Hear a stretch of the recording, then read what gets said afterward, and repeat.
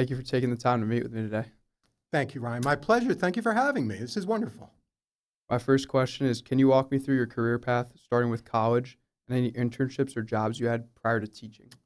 Sure. So, my university journey was an interesting one. So, I worked all through school. I graduated from what is now known as Jefferson University in Philadelphia. And the whole idea there, I had the whole thing planned out. I was going to play baseball there, and it was going to have a great career, and it was going to be super wonderful and all of that. And you know what? I got hurt my freshman year, and that was the end of that. So here I am, 18, 19 years old, saying, now what do I do with the rest of my life? So what ended up happening is I figured out that baseball wasn't in the cards, so I think I better be smart at something. And what I learned very early on was not only the base skills that were required for today and business back then, but also the skills required in order to connect with the most valuable part of business, people. And from that, I started to develop my interpersonal and relationship skills and started to realize the more that I helped other people get what they want, the more that I would get what I wanted. So there was no such thing for me as an internship back then. I sort of came up the hard way, if you will. My jobs were digging ditches, using a post hole digger and shovels, and making street signs in a very hot oven. And so did that help me from an academic or from a professional standpoint? You would say from an academic standpoint? No, it probably didn't, though I learned a lot. From a professional standpoint today, you would probably say no, but I would say yes. It was more about the people skills that I was able to develop in helping people get what they want and what they need and delivering for them in terms of on time, on budget, their money, and delivering with a level of quality that people would start to ask for me by name. It started to build my brand even at a very early age, and that's something that I carried with me to this day. If you were in our shoes right now, what would you be doing to achieve success? So what I found is a couple things. The first is you have to make a plan.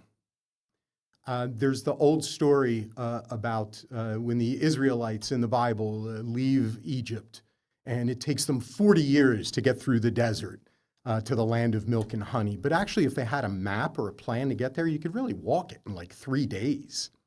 So the first thing is to establish your goal and establish your plan of how to get there. Even if you don't know most of the time all of the answers, have some kind of a plan that you can start to strive to, and then change, delete, pivot as you need to in order to move the plan forward. At the same time, your goal might even change, especially early in your career. That was the first piece for me. Was I saw that if I made a plan and planned out the work of what I wanted to achieve, I could measure it and then I could achieve it.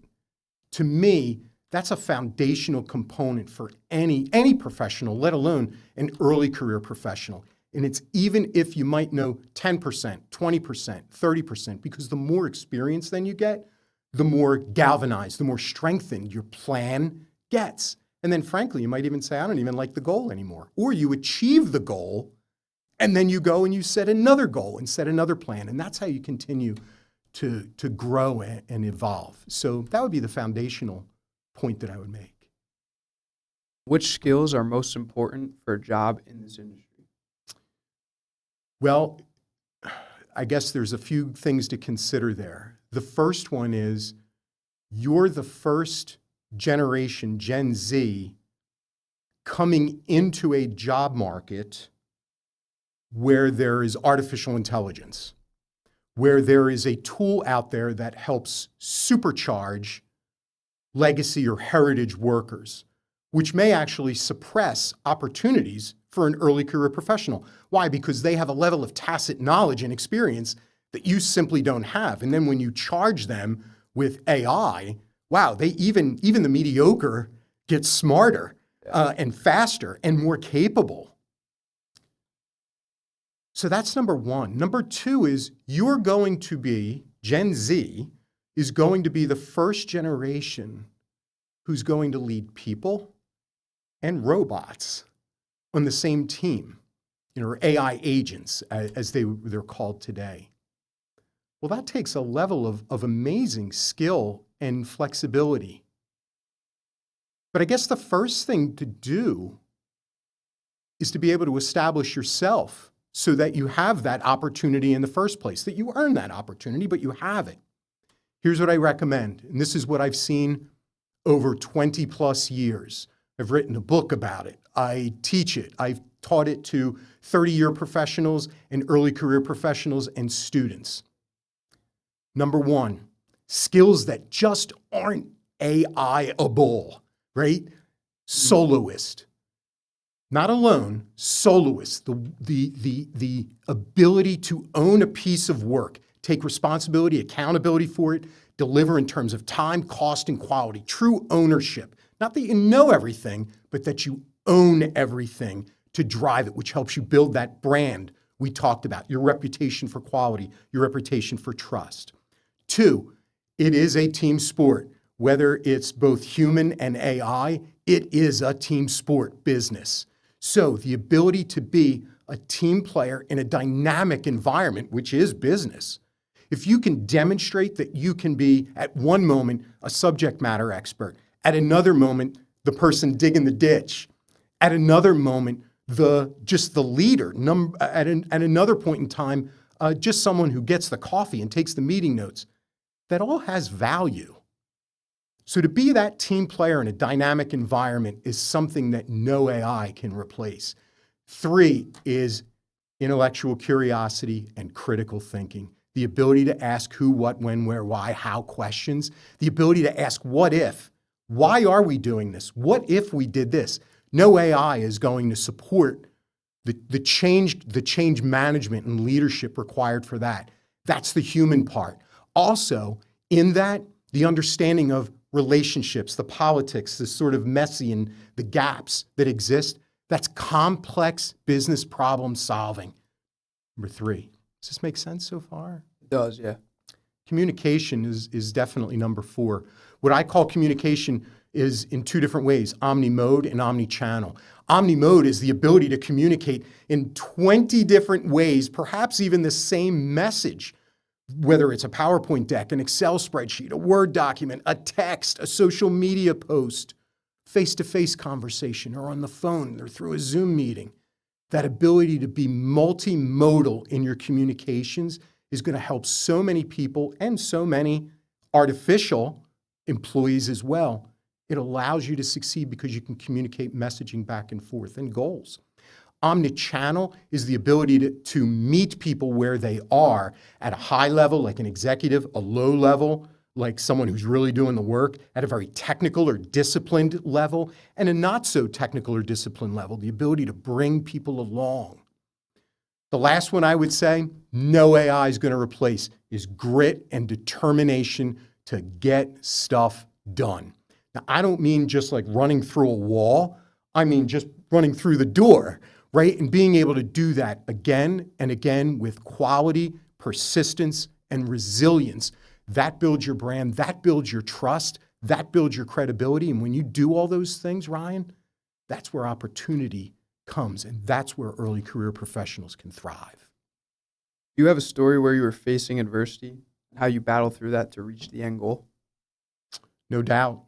It actually is part and parcel to what we just talked about. I remember early in my career, I had my first big break professionally, and I was doing this big financial analysis for the CFO of the company and all of their lieutenants. And I had this giant spreadsheet ready to go and a couple slides or whatever, but I was going to like really get into the detail and show them I was the subject matter expert. I worked day and night for probably 3 weeks straight, about 20 hours a day. Yes, true. That spreadsheet should be in like the Microsoft Hall of Fame. I get into the meeting, course, I'm a little nervous, a little dry mouth, but I was ready. I was prepared. I believed. I knew my content. I knew my audience, so I thought. I went in there, 5 minutes in, I call the attention of the CFO and all the VPs to this cell AL500 and show them 2 + 2 = 4. At that point, the CFO put their hand up and said, "What are you even talking about?" And I said, "Well, I'm giving you my financial analysis. I don't even know what you're talking about. Here's what I want. 3 slides, maybe 4. Explain to me the current state, the future state, the gaps, the alternatives, your recommendations, and the next steps. That's it. I don't need anything else. Now get out." Imagine that as an early career professional, I had poured every ounce of effort into it. I made one critical mistake. Doesn't matter what the effort was. It was about the output. So I dusted myself off. I picked up my head, contemplated my career and my future. And then I went to some of the finance managers and I said, "I need some help. Here's what I've done," right? I didn't just say, "Give me some help." I asked for help. I asked some key questions. I showed them the work that I had done. I let them know what the goal was we were trying to achieve. And they walked me through it. They provided a level of mentorship to me. I then took it from there, and I was going to prove them right and reward them for their mentorship. I put it together on a few slides. I got that meeting a couple weeks later with the CFO and the rest of the VPs, went through it all. Much to the happiness of the CFO, and we executed that project, and that was really the start for me. But it was born out of not success. It was born out of my horrible crash and burn failure, adversity. What inspired you to start creating content and reach the Gen Z audience?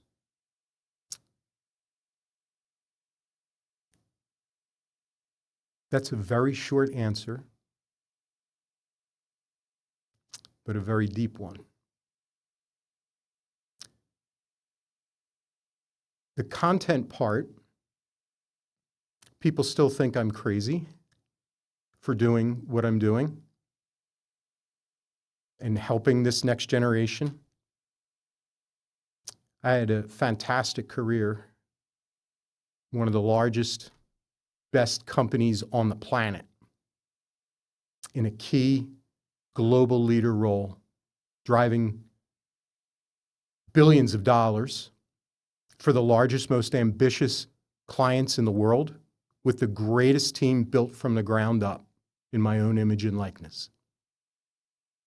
And I left. To this day, people think I'm crazy and ask me why. My answer is a very simplistic one, though, even though it's like an iceberg. Like the 5% is on top and the other 95 is underneath the water. I believe very simply, in a very competitive yet compassionate way, for all of our sakes, not just yours, not just mine, everybody, if the next generation does not do better than the previous generations, that next generation has not failed. Those previous generations have failed.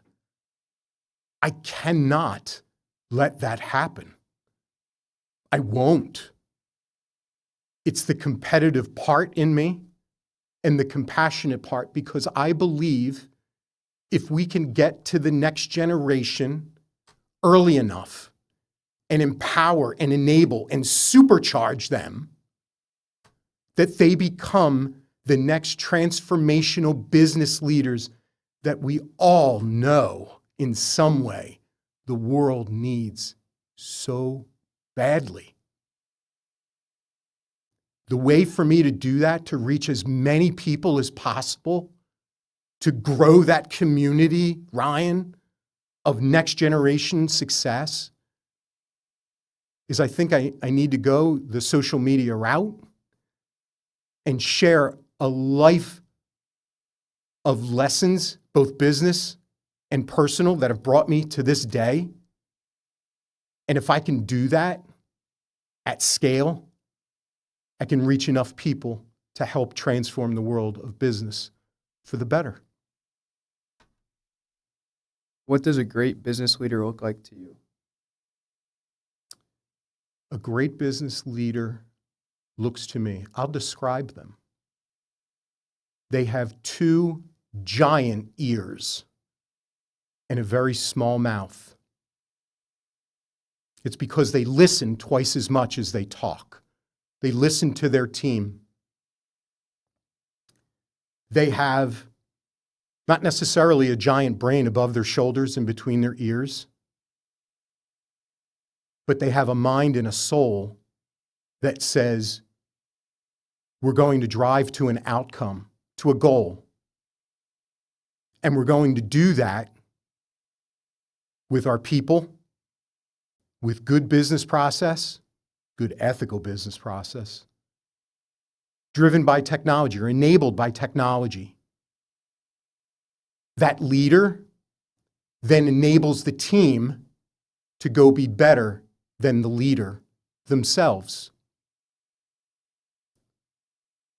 Then, when there are tough days and tough times, and there will be, the leader has to stand in front of their team and protect them. And I mean that. Shield them, protect them, create a microclimate for them to go be successful, not be distracted or disturbed by all the noise that's out there. When the work really needs to get done, a leader needs to show that they can stand shoulder to shoulder next to their team, roll up their sleeves, dig the ditch, use the post hole digger, and get the work done with them. To not be a frightened leader behind a desk and hope everything works out. Hope is not a strategy. See, when the team sees that you will stand in front of them and protect them, and you will stand shoulder to shoulder with them and do the work with them to get to success, trust starts to build. A bond starts to build. The team believes you and you believe in them. Therefore, you can set both achievable and crazy goals and go attack them together, vested in each other's success. And when the success comes, the good leader stands behind the team, lets the team take the spotlight, lets the team take the bow, lets the team take the victory lap. The leader knows they've done a good job. If we've gotten that far, they've done what they've needed to do. It's about the team, not about the leader. Conversely, and I know you didn't ask this, but conversely, there are a lot of bad leaders out there. And rather than me go through the whole thing, just flip that exactly the other way. In tough times, that bad leader or frightened leader, they'll stand behind the team, let the team take the hit so they aren't found out. When the time for getting the work done is at hand, that frightened or that bad leader will be nowhere to be found. They'll hope you don't call on them to support. And then that bad leader, when the accolades do come, success does come, you'll see it. That bad leader will step to the front of the line to take the bow and stand in the spotlight. Steer clear of those people. Even better, why don't you just become the good leader yourself? That's what I would say.